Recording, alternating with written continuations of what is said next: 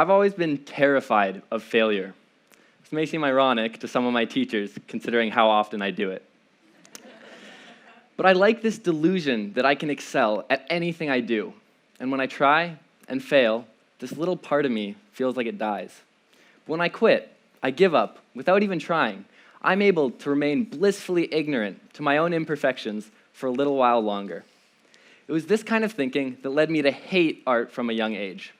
I wasn't good at it, and so I decided, if I'm not good at it, it can't be worth anything.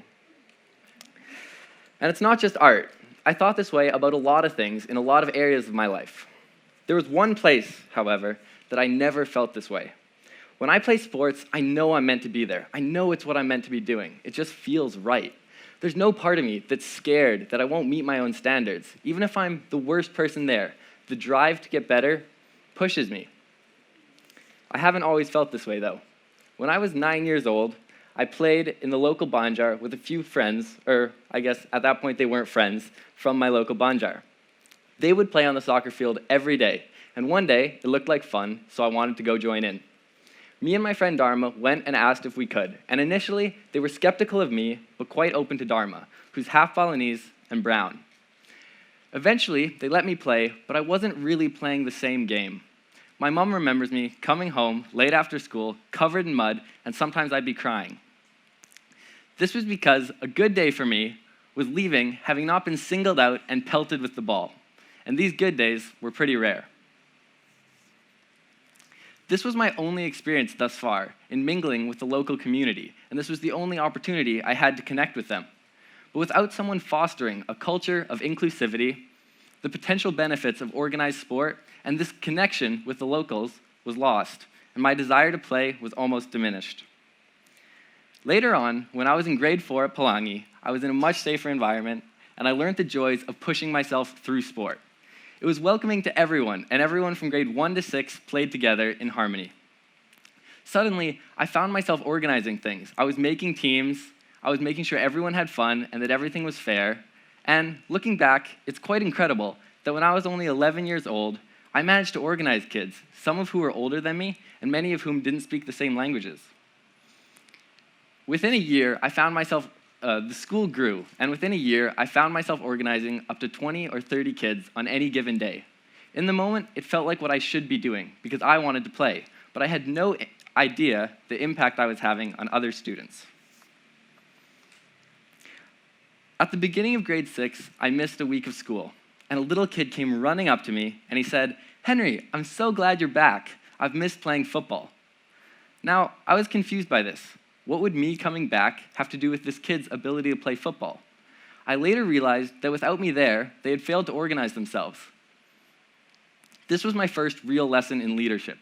I learned the importance of not only having a leader, but a leader who cared about things like fairness and was able to make fair teams, make it fun for everyone, and create an atmosphere that was competitive, but not to the point where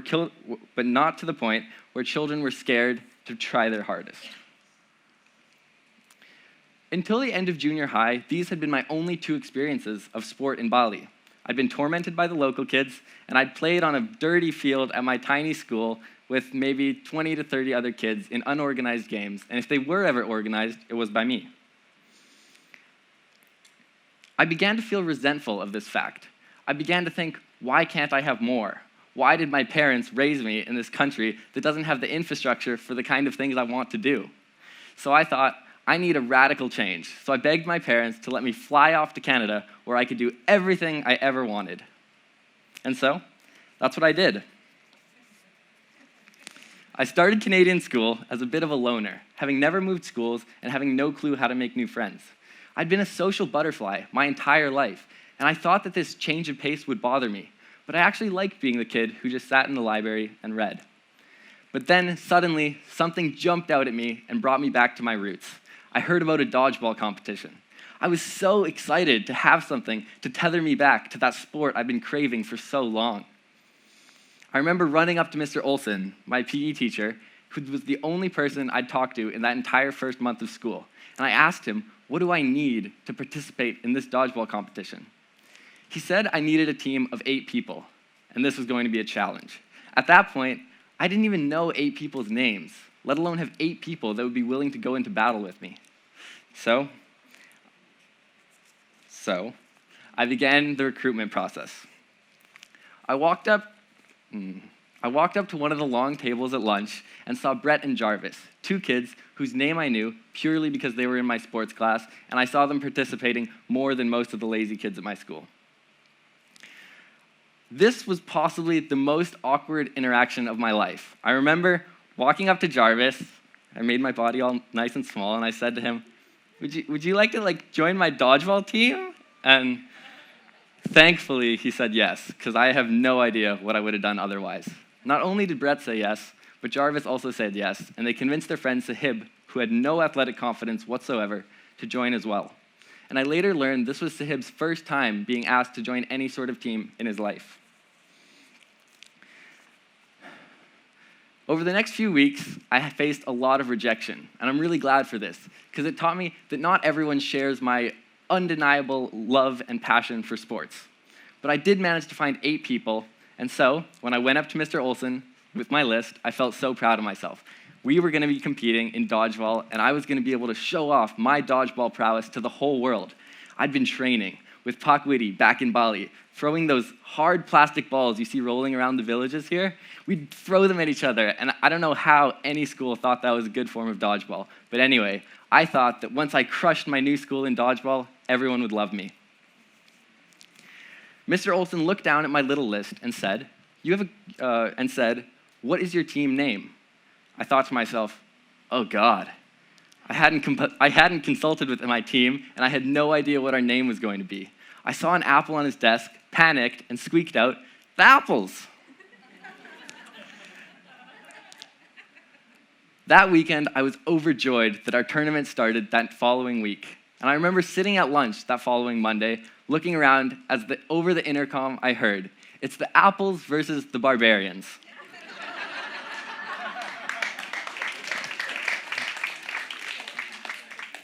I looked around at my teammates' imploring faces. We're the Apples, boys. We entered the gym and realized not only did we have a crowd of over 100 people watching us play our games, but the Barbarians were all made up of the football team, who was mostly in grade 12. Mr. Olson saw the fear on his face and came over to tell me we were the only grade 10s in the competition, and he thought this was quite funny. I would love to stand up here and say we had a David and Goliath moment and destroyed them, but in reality, we lost our best-of-5 series 3-0. I don't even think we got one of their players out. Yeah. I can remember how nervous everyone was before that first whistle blew. My team was looking at me with faces that said, "How did you make us do this?" I was terrified. I thought I'd just ruined my only friendships at a big new school.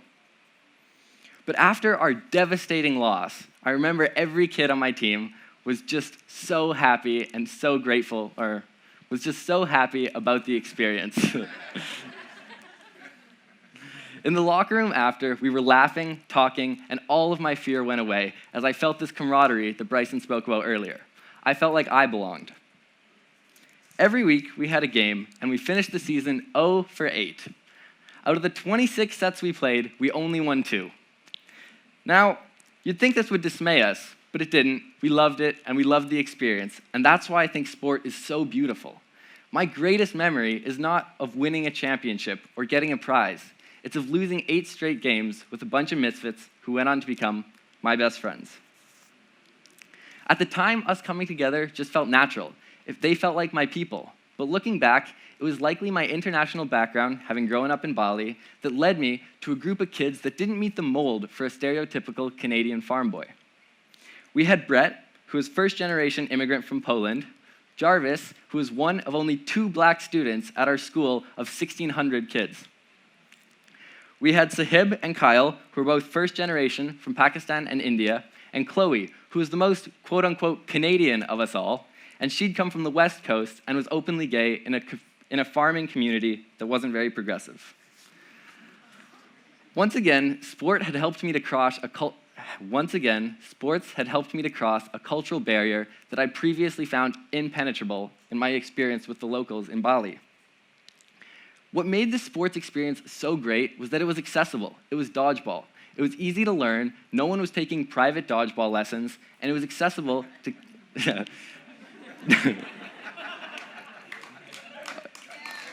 I guess that's funny.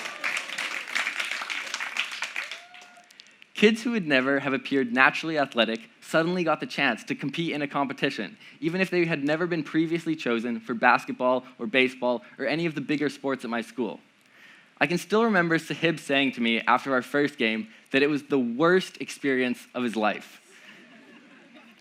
But he had a shy smile on his face, and sure enough, he came back week after week to play with us. There was no material prize, it was just a fun league. It was open to anyone, no tryouts, no prerequisites. The teachers had their own team, and I think this humanized them to us. They were no longer the bad guys or the people we always would try to go against. They were just people on the other side of a line, dodging balls and laughing with the rest of us. It brought together different age groups, and although this was just a small intramural school event, the way it was held, I think, can be recreated on a much bigger scale, and this is my plan, or this is the model I want to be using for my league. Your sports league? What's that? Well, I didn't want to just stand up here and talk about why I love sports, although I could go on about that forever. I thought I should get into my project. So, I want to create a league so that the students at Green School can experience the same kind of cultural immersion and just plain fun that I've experienced through organized sport my entire life. Bryson spoke earlier about how important having a team was and feeling like you belong, and I want to bring more of that to Green School.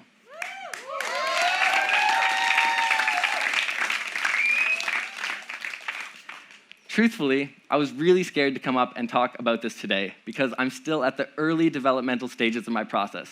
I haven't brought over a machine that's going to turn thousands of pieces of plastic into oil, and I haven't come up with some amazing, elaborate poem.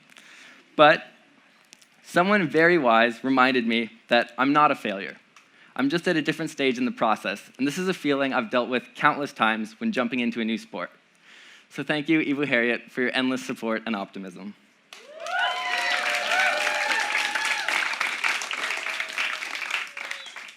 Now, COVID put a pause on sports in Bali, and I'm sure we're all done thinking and talking about it. But for me, there were actually some bright sides.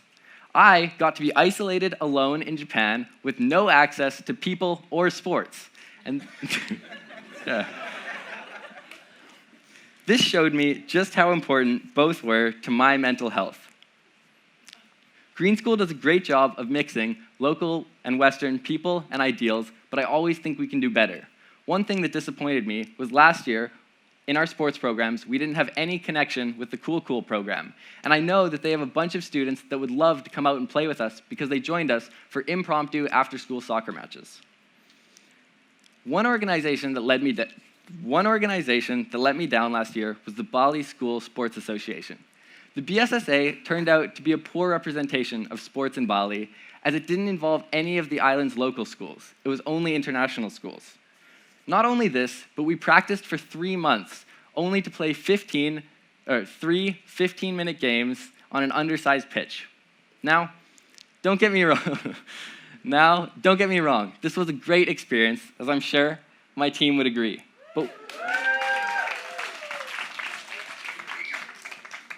But we wanted more. We wanted to play more. And that's why I think this league is so important. I'm not graduating with the rest of my friends up here. I have to stick around a little longer to pick up some extra credits, but the bright side of that is that I get to start this sports league. Start this sports league. Together with the incoming PE teacher, I'm hoping that we can create a sustainable system, a sustainable league that allows kids to participate in sport and get that feeling that Bryson spoke about earlier. Now, my biggest regret coming out of high school is that I didn't play more sports, and I'm not going to go into a bunch of elaborate metaphors on why they're so important. The simple truth is, I just wanted to go outside and kick a ball, and I think that kids should be able to do that, and it's an important part of their school experience. So, this talk is focused mainly on the why I want to do this and what events in my past have led me to choose this as a project. But if anyone else is interested in the how, you're not alone.